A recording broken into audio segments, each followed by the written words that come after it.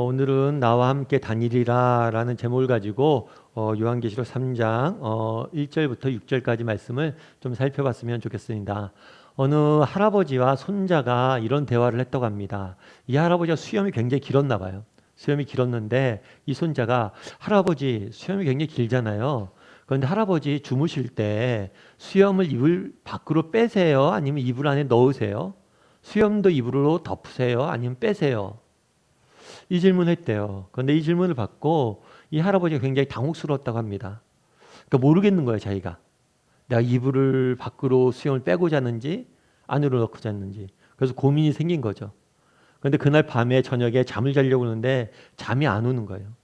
왜냐하면 수염을 이불로 덮어도 불편하고 이불 밖으로 빼도 불편하고 신경을 쓰니까 너무 불편해서 잠이 안 왔다고 그러더라고요.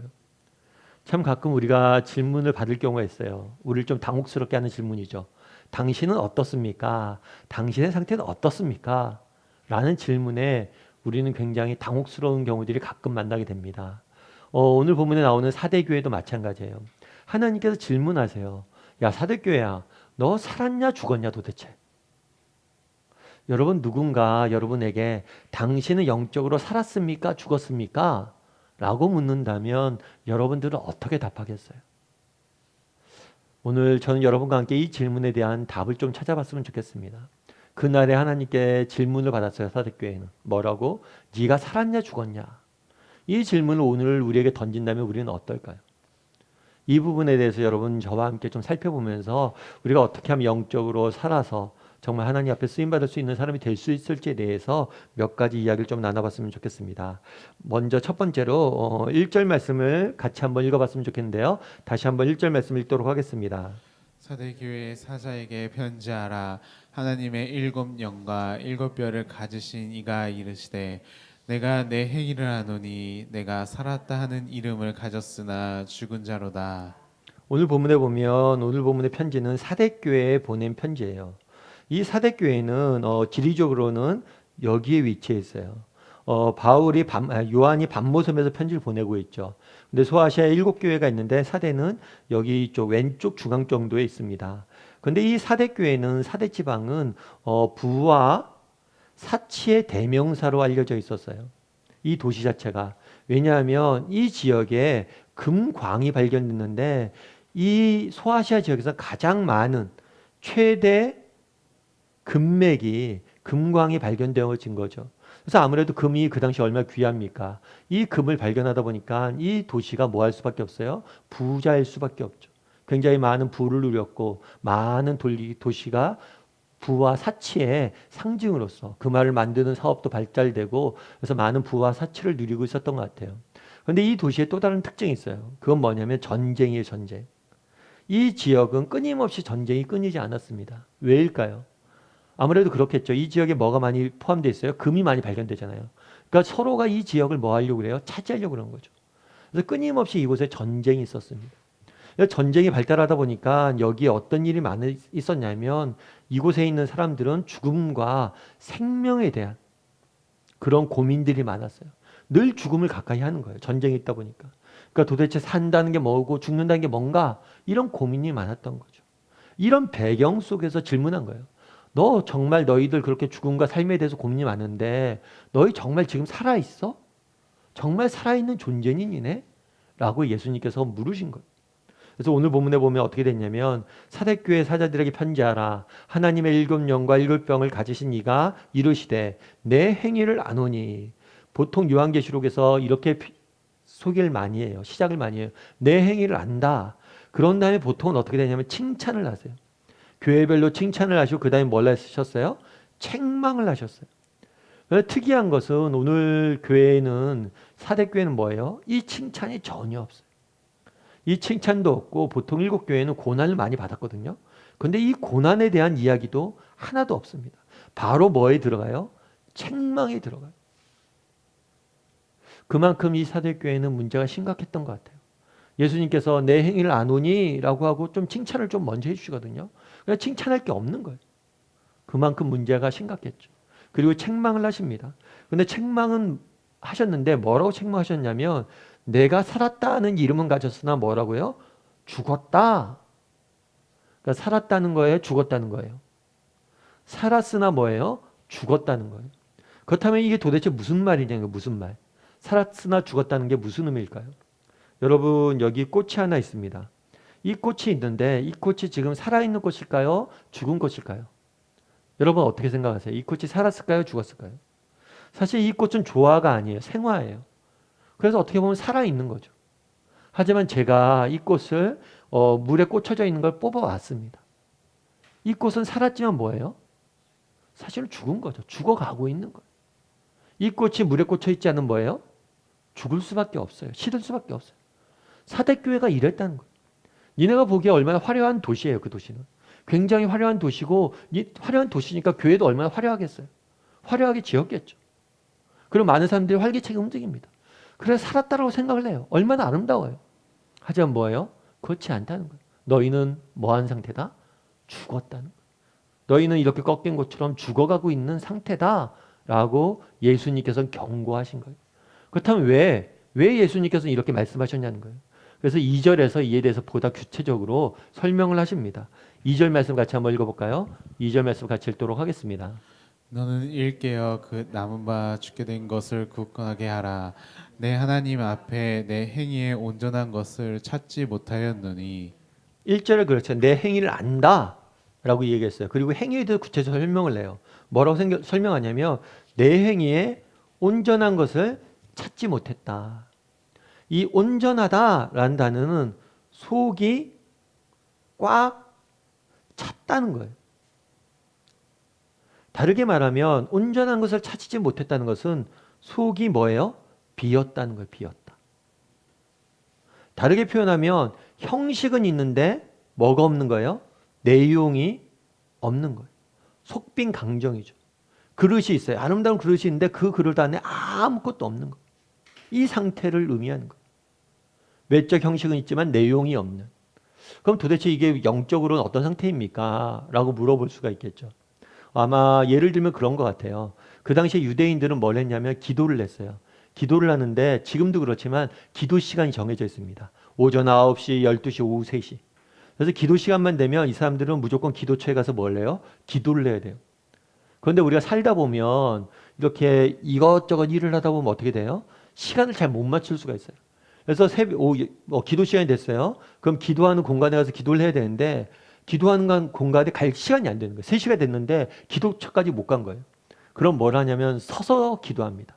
그 자리에 서서 기도하거나 엎드려서 기도해요. 처음에는 이렇게 시간을 못 맞춰서 서서 기도했는데 사람들이 길가로에 서서 기도하니까 사람들이 뭐라고 생각하는 거예요? 야, 저 사람 신앙이 되게 좋은가 보다. 야, 저렇게 길에 서서도 기도하다니. 믿음이 대단하다. 그러다 보니까 나중에 뭘 하는 거예요?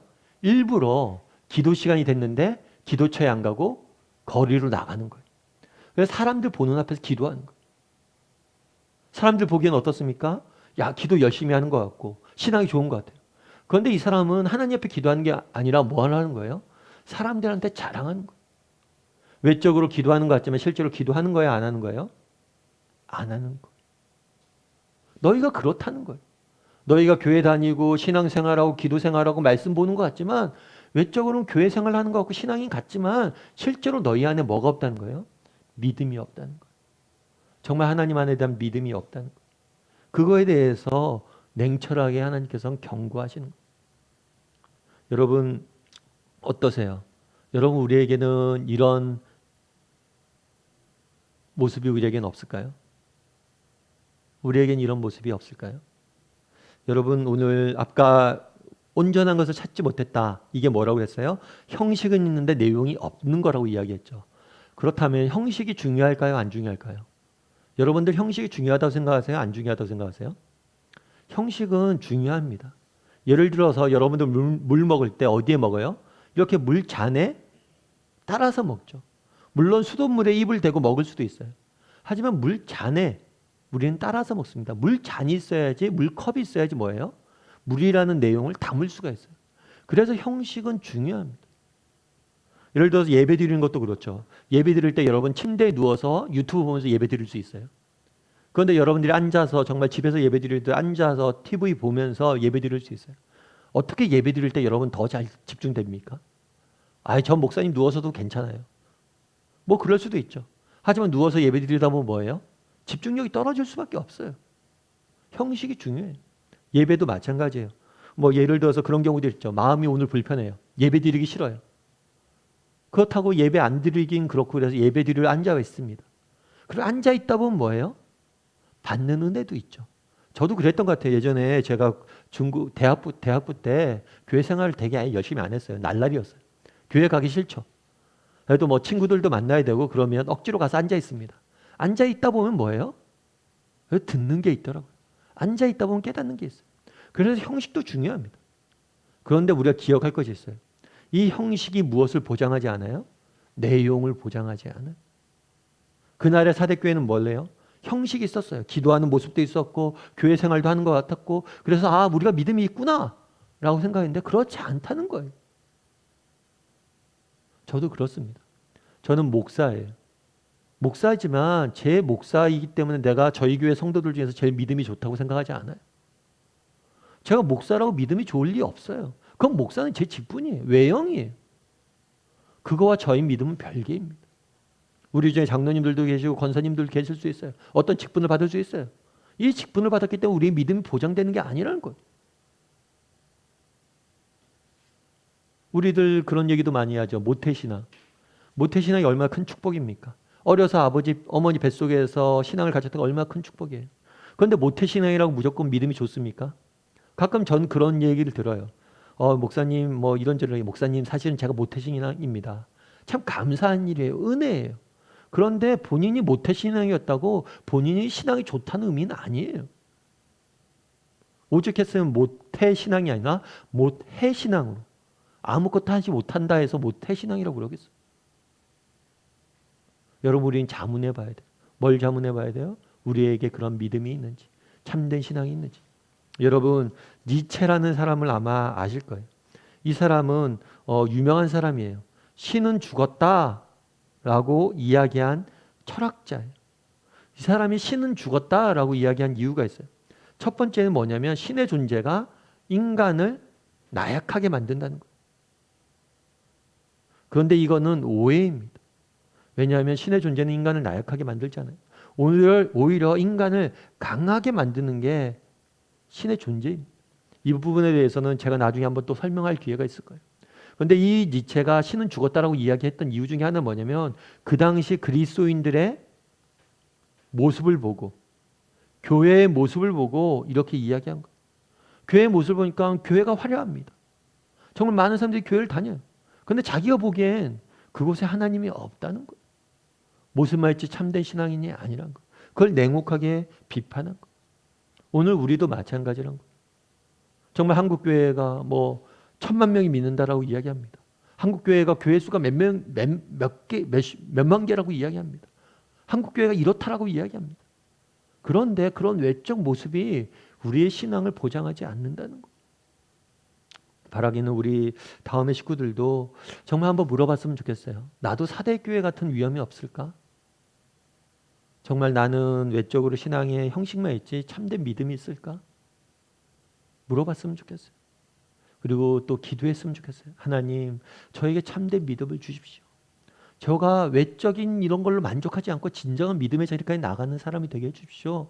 라고 기도할 줄 아는 사람이 되었으면 좋겠습니다. 그런데 이렇게 사대교회가 착각하고 오해한, 사대교회는 뭐라고 생각하냐면 자기들이 살았다라고 생각한 거예요. 그런데 실상은 너희가 죽었다는 거예요. 그럼 왜 살았다고 오해했을까요? 이렇게 살았다고 오해한 또 한 가지 중요한 이유가 있어요. 1절 말씀에 보면 이렇게 되어 있습니다. 우리가 아까 읽었는데요. 사대교회 사자들에게 편지하라. 하나님의 7영과 7별을 가지신 이가 이르시되 내가 내 행위를 아노니 내가 살았다는 이름을 가졌으나 라고 되어 있어요. 이 살았다라는 이름, 이거는 두 가지가 결합된 거예요. 살았다와 뭐가 결합된 거예요? 이름이 결합된 거예요. 살았다는 표현은 뭐냐면 활기차다라는 단어예요. 앞서 이야기했지만 이것은 도시의 분위기를 반영했던 것 같아요. 도시가 굉장히 부유했고 사치로웠잖아요. 그러니까 얼마나 많은 사람이 화려하게 다녔겠어요. 그렇게 활기찼다는 거예요. 그런데 문제는 뭐냐면 이 이름만 가졌다는 거예요. 이 이름은 단순히 호칭이 아닙니다. 호칭이 아니라 뭐예요? 명성을 의미해요. 명성. 단순히 이름을 부르는 게 아니라 명성이 명성. 그러니까 너희가 명성을 가졌다는 거예요. 어떤 명성을? 살았다는 명성. 어떤 명성을? 화려하다는 명성. 그러니까 명성이 자자했던 것 같아요. 왜 사대교회가 이렇게 명성이 자자했는지 모르겠어요. 건물이 아름다웠는지, 아니면 그들을 뭐 성도 수가 많았는지, 아니면 역사가 깊었는지 모르겠어요. 아무튼 그런데 명성이 잦았어요. 야, 사대교회 가봐라. 거기 정말 끝내줘. 이런 이야기를 들은 거예요. 그런데 문제는 뭐예요? 이 명성을 가졌으나 죽었다는 거죠. 여러분, 이 명성, 여러분들은 어떠세요? 이 명성. 명성이라고 표현할 수도 있고 인정이라고 표현할 수도 있겠죠. 명성이 좋은 걸까요? 나쁜 걸까요? 여러분, 명성을 가지길 원하세요? 안 가지길 원하세요? 명성이 나쁜 건 아니에요. 전 기도해요. 우리 젊은이들, 특별히 기독 청년들이 이 명성을 좀 가졌으면 좋겠다. 좀 세상에서 인정받고 세상에서 영향력 받는 사람들이 되었으면 좋겠다라는 생각들이 있어요.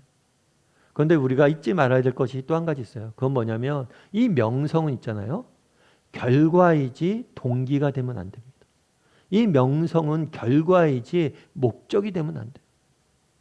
제가 예전에 이렇게 TV 프로그램 하나 봤는데 이 TV 프로그램은 뭐냐면 인터뷰 이렇게 하는 거예요. 연예인들 모아놓고 인터뷰를 하는데 한 번은 어떤 여자 연예인이 나왔어요. 이 여자 연예인은 그 당시에 가장 유명했던 드라마의 여자 주인공이에요.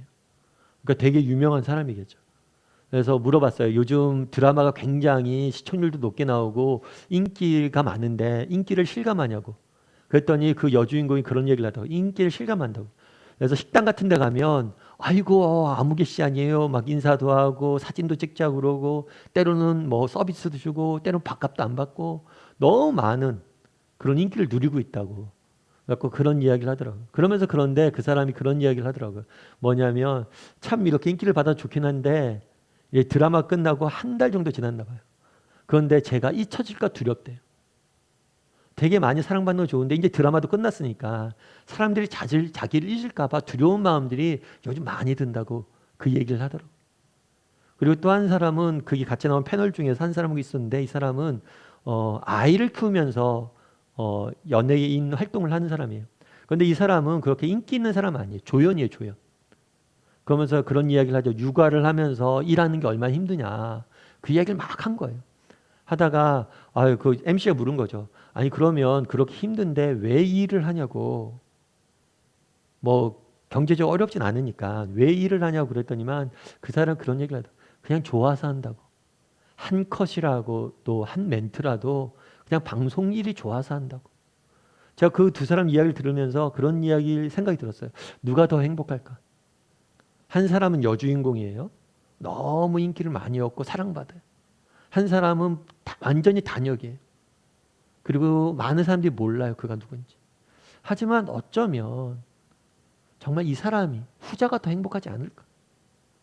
이 명성의 인기에 매여 두려움에 떠는 사람보다 단 한 가지를 일하더라도 기쁘게 일하는 사람이 더 행복하지 않을까. 그날의 사대교회는 명성을 얻었다라고 이야기합니다. 저는 우리 그리스도인들이 이 사회 속에서 명성을 얻어야 된다고 생각을 해요. 그리고 명성을 추구해야 돼요. 그런데 다만 이것이 뭘래요? 목적이 되면 안 돼요. 이게 자연 속의 결과가 돼야지 목적이 되면 그 순간 뭐가 되는 거예요? 우리 인생이 망가뜨려지는 거예요. 뿐만 아니라 우리가 한 가지 더 기억할 것이 있어요. 그건 뭐냐면 우리가 추구해야 될 진정한 명성이 있다는 거예요. 오늘 2절에 보면 이렇게 돼 있잖아요.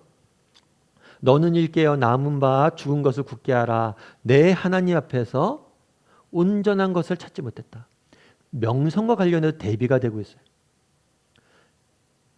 이 사대교회는 사람들의 명성을 얻었습니까? 못 얻었어요? 얻었어요.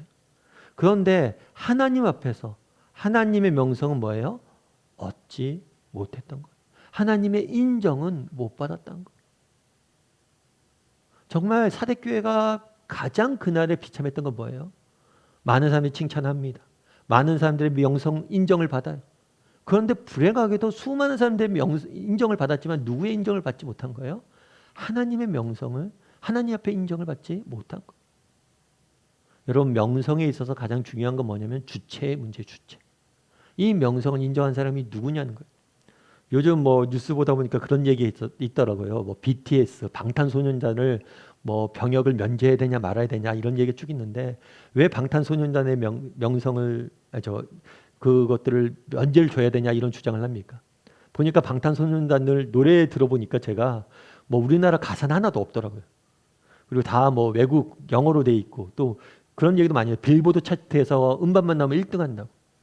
사실 우리나라 인기 가요에서 1등한 거랑 빌보드 차트에서 1등한 거랑 사실 차원이 다르죠. 왜 똑같은 1등인데 달라요? 인정하는 주체가 누구냐가 중요한 거. 빌보드 차트니까. 마찬가지인 거예요. 똑같은 명성이에요. 하지만 정말 인정하는 사람이 누구냐에 따라 달라지는 거예요. 정말 사람들이 인정하는 명성. 하나님이 인정하는 명성에 비하면 아무것도 아니란 거예요. 제가 종종 말씀드리지만 저는 이제 옥하는 목사님 모시고 오랫동안 사역을 했어요. 그리고 이제 지금 옥하는 목사님이 소천하신 지 10년이 됐습니다. 그래서 저도 올해 이제 10주기 예배가 있었어요. 그런데 아무래도 코로나 때문에 비대면으로 예배하다 보니까 모여서 예배하지 못하고 온라인상으로 예배했어요.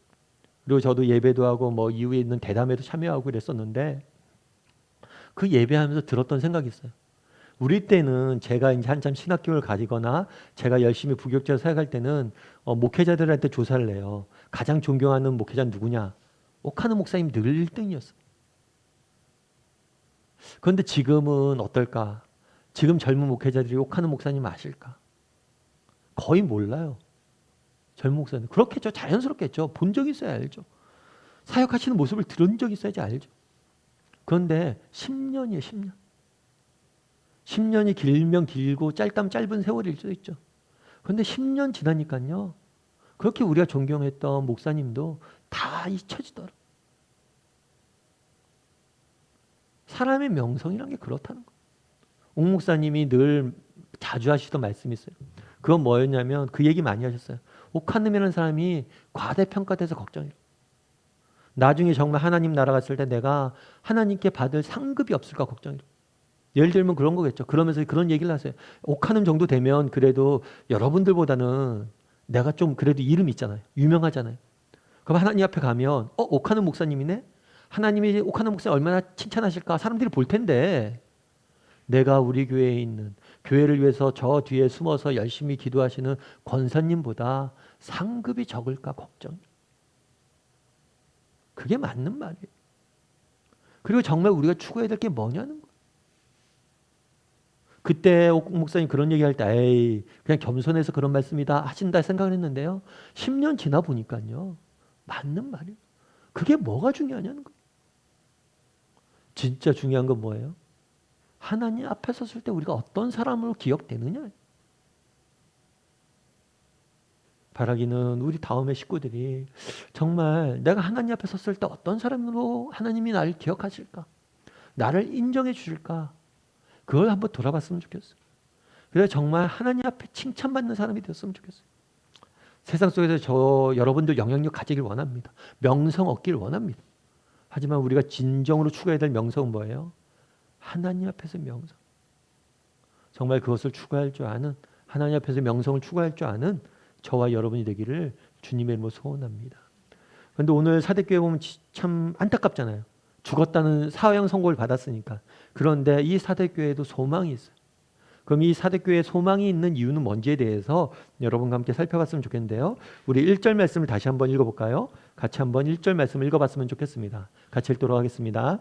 사대교회 사자에게 편지하라. 하나님의 7 영과 7 뼈를 가지신 이가 이르되 내가 내 행위를 아노니 내가 살았다 하는 이름을 가졌으나 죽은 자로다. 예, 여기에 보면 예수님에 대한 소개가 나와요. 예수님의 소개가 나오는데 이 소개는 교회마다 다르다고 계속해서 설명드렸죠. 근데 오늘 본문에 뭐라고 되어 있냐면 7 영과 7 뼈를 가지신 이라고 되어 있어요. 이 영은 성령님을 의미합니다. 그리고 7 뼈는 교회와 교회의 지도자를 의미를 해요. 그런데 재미있는 건 뭐냐면 7이라는 숫자를 강조한 거예요. 7 영과 7 교회. 이 편지는 소아시아에 있는 7개 교회에 보낸 편지예요.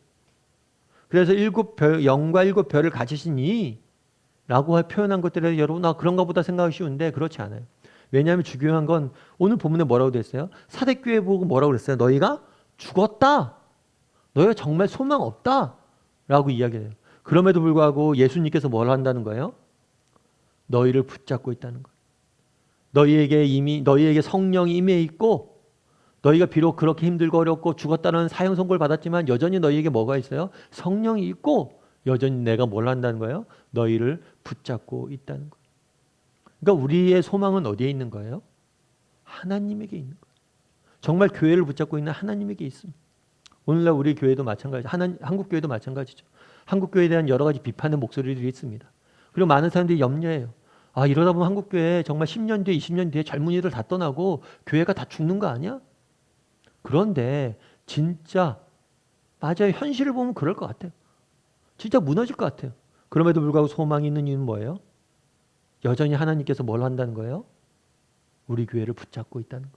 한국 교회를 붙잡고 있다는 거예요. 여기에 소망이 있다는 거예요. 7별과 7영을 가지신 이 여전히 한국 교회를 붙잡고 있다는 거예요.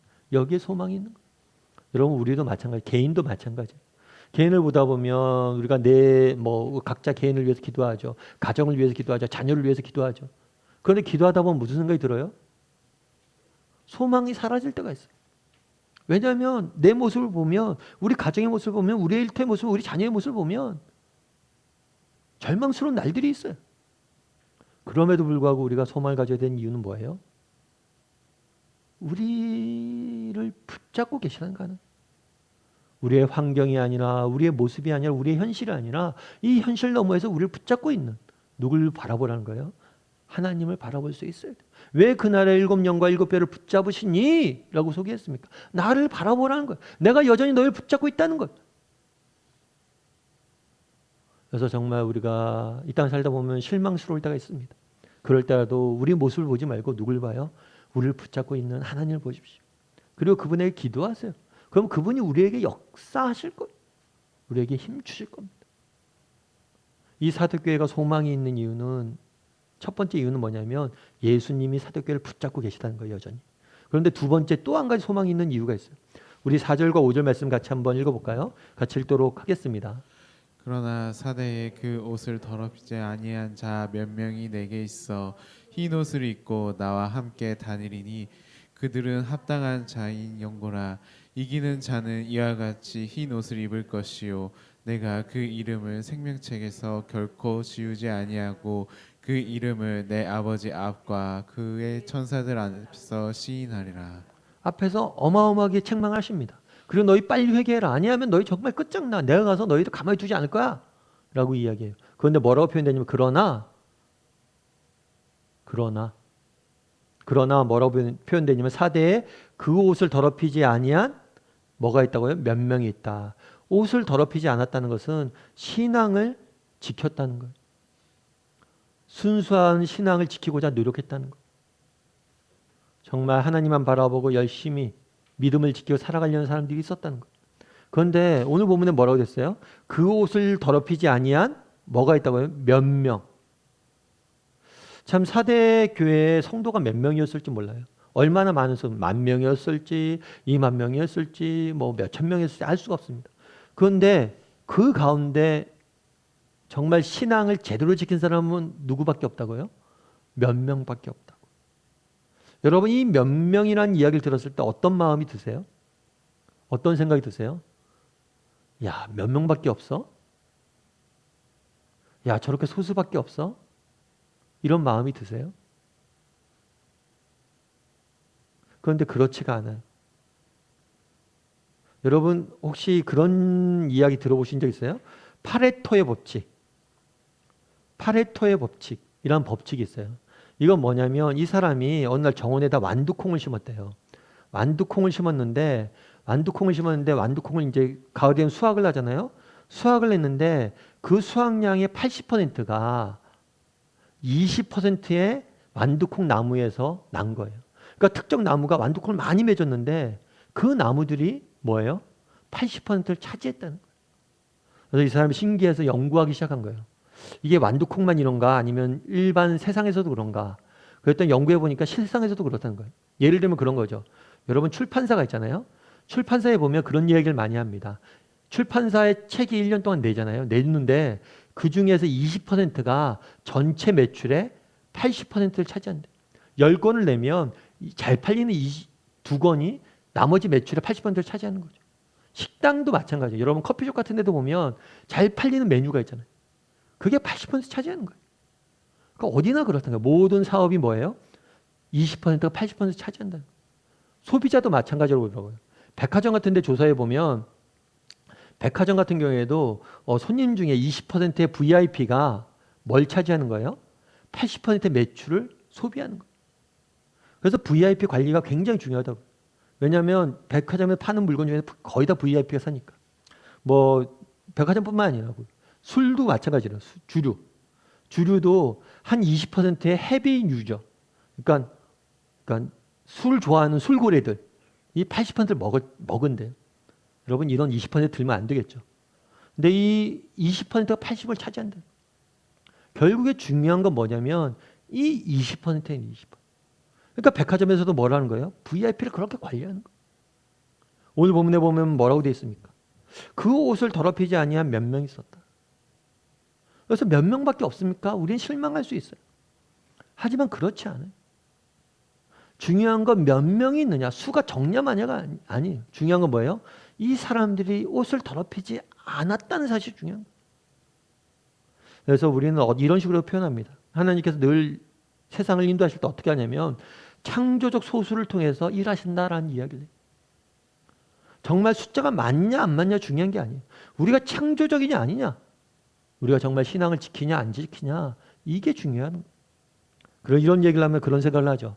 아, 목사님 잘 됐네요. 20% 80% 한다고 그러잖아요. 그럼 저는 그냥 조금 덜 해도 되겠네요. 나머지 20% 할 테니까. 그런 얘기 마음 가지러 하는 게 아니에요. 정말 저는 그런 생각이 있어요. 우리 그리스도인들이 세상 속에서 이 20%가 됐으면 좋겠어요. 정말 세상을 바꾸어가는 창조적 소수가 됐으면 좋겠어요. 우리 모든 그리스도인. 그러면 우리 숫자가 많든 적든 상관없어요. 세상에 영향력 미칠 수 있고 세상을 바꿀 수 있는 거예요. 그날에 뭐라고 이야기합니까? 사대교회가 어떤 교회예요? 너희 진짜 죽었다. 너희 끝장났다. 라고 이야기해요. 그런데도 예수님께서 뭐라고 얘기해요? 아니 그런데 소망이 있다는 거예요. 무슨 소망이 있어요? 그 더럽히지 않는 소수가 있다. 그를 통해서 내가 일할 거다. 라고 이야기를 하는 거예요. 그래서 4절에서 5절 보면 이런 이야기를 하죠. 몇 명이 내게 있다. 근데 내가 나와 함께 다닐 것이다. 내가 그와 함께 다닐 거라는 거예요. 그 소수의 사람들 내가 뭐 하겠다는 거예요? 지키고 보호하겠다는 거예요. 동행하겠다는 거예요. 뿐만 아니라 그들에게 나중에 흰 옷을 입힐 것이요. 흰 옷을 입힌다는 것은 새로운 존재가 된다는 거예요. 나중에 정말 이 땅에서 하나님께서 우리를 동행하시고 우리가 동행하시고 지키실 거예요. 뿐만 아니라 마지막 날에 우리에게 새 옷을 입혀줄 거예요. 뿐만 아니라 그 이름을 지우지 아니하실 것이고 시인할 것이다. 하나님의 뭐예요? 명성을 얻게 될 것이라는 거예요. 정말 우리가 옷을 더럽히지 않고 정말 하나님 앞에 바로 살려고 노력하면 하나님이 우리와 함께 하실 거예요. 뿐만 아니라 마지막 날에 우리를 시인하실 거예요. 우리를 지키시고 보호하실 뿐만 아니라 우리에게 뭐예요? 상급을 주실 것이다. 이야기하는 겁니다. 여러분 KT 데이비스라는 사람이 있어요. 이 사람은 여자예요. 여자인데 이 사람이 굉장히 재밌어요. 이 사람이 18살 때 우간다에 단기 선교를 갑니다. 단기 선교를 가서 여기서 고아원에서 봉사를 해요. 그래서 여기서 14명을 이렇게 돌봅니다. 단기 선교니까 그렇게 오랜 많은 기간은 아니에요. 그렇다고 그렇게 짧은 기간도 아니에요. 그런데 한 번은 이렇게 봉사를 하고 있는데 그 중에 어떤 꼬마애가 한 명이, 어린애가 6살 난 꼬마애가 이 데이비스에게 온 거죠. 데이비스에서 와서 뭐라고 물었냐면 이 말을 물었어요. 엄마라고 불러도 돼요? 엄마라고 불러도 되냐고 물은 거예요. 엄마가 없으니까. 그러니까 이 소녀가 그런 얘기를 했대. 그래? 불러. 응이라고 답한 거예요. 그런 다음에 고국에 돌아왔죠. 단기 선교를 끝나고. 대학교를 다니는데 그 아이가 계속 눈에 밟히는 거예요. 그리고 그 목소리가 귀에서 떠나지 않는 거예요. 그래서 결국엔 어떻게 하냐면 돌아가게 됩니다. 우간다로. 돌아가서 이 아이들을 돌봐야겠다. 그래서 그 책에서 이렇게 썼어요. 뭐라고 썼냐면 엄마가 될 생각은 눈꼽만큼도 없었습니다. 19의 엄마가 우간다에 살 생각은 없었습니다. 세상 사람들이 부러워하는 것을 다 가진 나였습니다. 학급 회장이면서 학교에선 퀸카, 반에서는 1등, 꽃미남 남자친구와 브랜드 신발에 옷, 잘 빠진 스포츠카, 무엇보다도 자식을 위해 못할 것이 없는 부모님을 가졌던 나였습니다. 그런데 갑자기 미국의 편한 삶이 더 이상 편하게 느껴지지 않았습니다. 사치스럽고 무익하던 삶 대신에 내가 믿는 바를 위해 내 전부를 걸 용기가 내 안에 꿈틀거리는 것을 느꼈습니다. 나를 그곳으로 부르시는 그분을 만난 것입니다. 그 아이의 목소리가 떠나지 않는다는 것. 되게 멋있게 표현했죠. 사치스럽고 무의미한 삶 대신에 내가 믿는 바를 위해서 전부를 걸었다. 사대교회도 마찬가지였잖아요. 사치스러웠잖아요. 그 도시가. 그런데 그것들 버리고 믿음의 길을 걸어가는 사람들을 찾는다는 거예요. 그래서 이 사람이 아프리카로 돌아가요. 그래서 그곳에서 봉사합니다. 그래서 나중에 고아원에서 봉사하는데 400명이나 되는 아이들을 다 돌봐요. 후원도 받고 그렇게 해서. 그래서 이 400명이나 되는 아이들이 이 사람을 뭐라고 불렀냐면 우간다의 엄마라고 불렀어요. 그런데 아이들만 엄마라고 부른 게 아니라 마을 주민들도 다 우간다의 엄마라고. 그래서 많은 영향력을 미치고 일하게 된 거죠. 그런데 그분에게 여러 사람이 물었어요. 힘들지 않냐고. 그랬으니까 그 사람이 그렇게 책에다 썼더라고요. 어떻게 썼냐면 가난한 국가에서 봉사하다 보면 바가지로 바닷물을 퍼내는 기분이 들 때가 있습니다. 매일같이 고아들이 버려지고 버림받고 죽은 아이들이 발견되고 에이즈에 걸린 사람들이 부지기수로 늘어납니다. 아무리 수고해도 상황은 점점 악화만 되어져 갑니다. 내가 이곳에서 젊음을 낭비하지 라는 생각이 들 때가 있습니다. 그렇겠죠. 쉽지 않다는 거예요. 그런 질문하는 거죠. 당신 하나 봉사한다고 세상이 바뀌냐고. 안 바뀐다고. 그거 나도 안다는 거예요. 그런 의문이 들 때가 있대요.